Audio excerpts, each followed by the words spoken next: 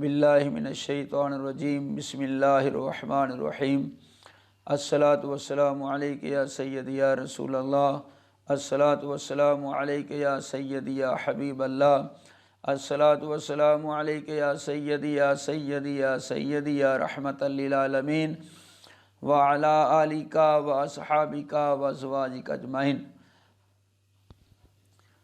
عزیزان گرامی، میں نے وضو کے متعلق گوش گزار کیا تھا پچھلی نشست میں۔ کچھ دوستوں نے اس کے بارے میں فرمایا کہ مسائل جو ہیں وضو کے وہ بھی ہمیں بتائے جائیں۔ وہ چند خطوط آئے، میں ان میں سے کچھ کا آج انشاءاللہ جواب دوں گا احباب کو۔ سب سے پہلے وضو کا جو قرآن مجید کے حوالے سے اللہ تبارک و تعالیٰ نے ارشاد فرمایا یا ایھا الذین آمنوا اذا قمتم الى الصلاة فاغسلوا وجوہکم وایدیکم الى المرافق وامسحوا برؤوسکم وارجلکم الى الکعبین۔ اس میں اللہ تبارک و تعالیٰ نے وضو کے چاروں جو فرائض ہیں اس کا ذکر فرما دیا کہ وضو کے جو چار فرض ہیں وضو کرتے ہوئے ان کا ہر حال میں دھونا یہ لازم ہے۔ سنتوں میں اگر کچھ چیز رہ جائے مگر فرضوں میں اگر ایک حصہ ذرہ بھر بھی خشک رہ جائے گا تو اس کا وضو نہیں ہوگا۔ وضو کے لیے جو چار فرائض ہیں ان چار فرضوں کا سب سے پہلے وضو کے متعلق آیا کہ جب انسان وضو کرنے لگتا ہے تو وضو کرتے ہوئے جو ہے وہ منہ کا دھونا یہ ضروری ہے۔ یاد رکھیں، جو منہ کا دھونا ہے یہ بہت ضروری ہے۔ منہ دھونے کے بعد دوسرا فرض ہے دونوں ہاتھوں کو کونیوں سمیت دھونا۔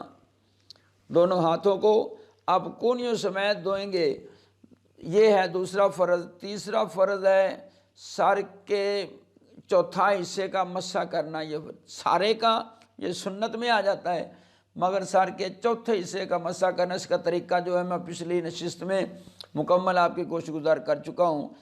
اور چوتھا اور آخری جو فرض ہے وضو کا وہ ہے پاؤں کو ٹخنوں سمیت دھونا۔ ٹخنے بعض اوقات ہم وضو کرنے لگتے ہیں تو ہم اکثر احباب وضو کرتے ہوئے دوستوں کو دیکھتے ہیں، کوئی جلدی میں وضو کرتے ہیں اور ٹخنوں کے نیچے والا جو حصہ ہے یہ عموماً خشک رہ جاتا ہے۔ اگر یہ خشک رہ جائے گا تو یاد رکھیں پورا وضو کیے رکھو، لیکن جب اس کا ذرہ پر چونکہ فرض ہے اس کا معمولی سا حصہ بھی خشک رہ گیا تو وضو نہیں ہوگا۔ یہ چار فرض وضو کے یہ لازمی ادا کرنے ہیں۔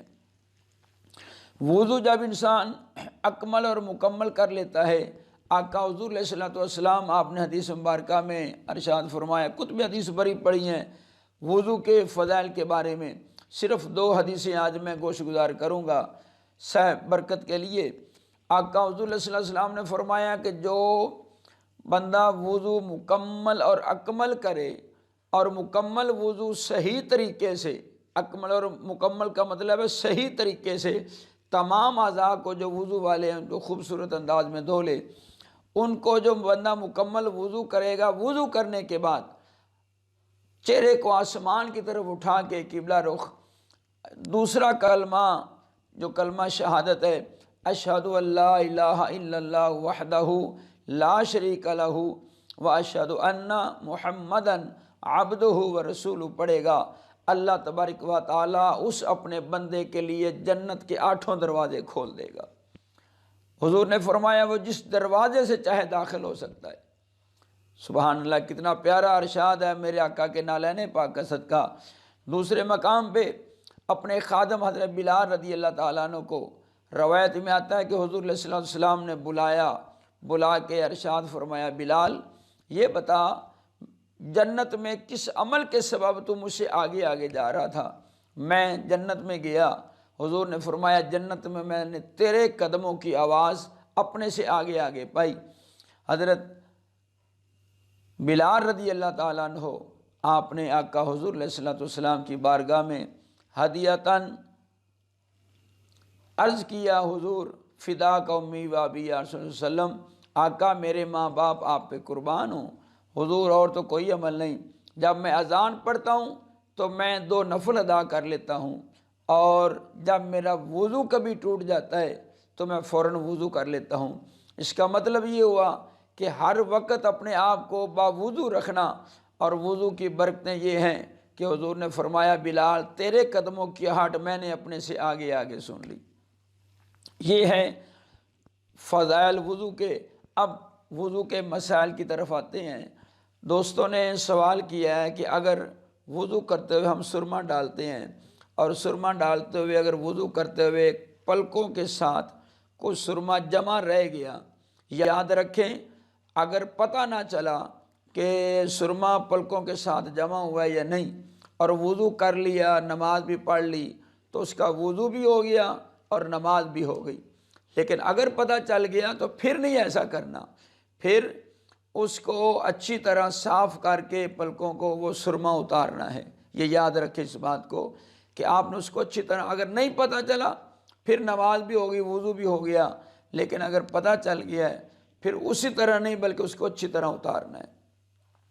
دوسرا دوستوں نے پوچھا کہ اگر عموماً ہم نے انگوٹھیاں پہنی ہوتی ہیں یا کچھ لوگ چھلے بھی پہن لیتے ہیں، اگر ایسی صورت ہے اگر تو انگوٹھی اتنی ٹائٹ پہنی ہوئی ہے کہ انگلی کے ساتھ بالکل ہے، پھر اس کو اتارنا ضروری ہے، کیونکہ فرائض میں یہ انگلیوں کا دھونا یہ شامل ہے۔ اگر مکمل فٹ ہوئی جسم کے ساتھ پھر اس کو اتارنا لازم ہے، اور اگر وہ نرم ہے کہ اس کو گھمانے سے، انگوٹھی کو گھمانے سے اگر وہ گھوم جائے تو پھر اس کو دھوتے وقت گھما لیں تاکہ جو اس کے جلد والا حصہ ہے اس میں پانی لگ جائے اور وہ دھل جائے۔ اگر اتنی کھلی ہو انگوٹھی کہ بغیر گھمانے کے بھی وہ پانی جو ہے وہ جسم کی جلد کو لگ جائے، مس کر جائے، پھر اس کو گھمانے کی بھی ضرورت نہیں ہے، پھر اسی طرح وضو ہو جائے گا۔ تیسرا اور آخری سوال آج جو میں آپ کے گوش گزار کرنے جا رہا ہوں، ہوتا یہ ہے ہم میں کچھ احباب بڑے شوقین، حالانکہ آقا حضور علیہ الصلوۃ والسلام نے اس کے لیے منع فرمایا ہے، ہمارے کچھ لوگ اپنی مونچھوں کو بڑا لمبا اور گنا رکھتے ہیں، یہاں تک مونچھیں بڑی ہوتی ہیں کہ یہ ہونٹوں کے کنارے بھی ان میں چھپ جاتے ہیں۔ یاد رکھیں وضو کرتے وقت ان ہونٹوں کے کناروں کا یہ دھونا یہ ضروری ہے، اس لیے حضور نے فرمایا کہ مونچھوں کو کٹاؤ اور داڑھی کو بڑھاؤ۔ یاد رکھیں اگر اتنی زیادہ مونچھیں ہیں تو پھر ان کو ہٹا کے ان کو دھونا یہ ضروری ہے، اگر نہیں کرے گا یہ حصہ خشک رہ گیا تو وضو نہیں ہوگا، اس لیے ان کو ہٹا کے بھی دھونا یہ ضروری ہے۔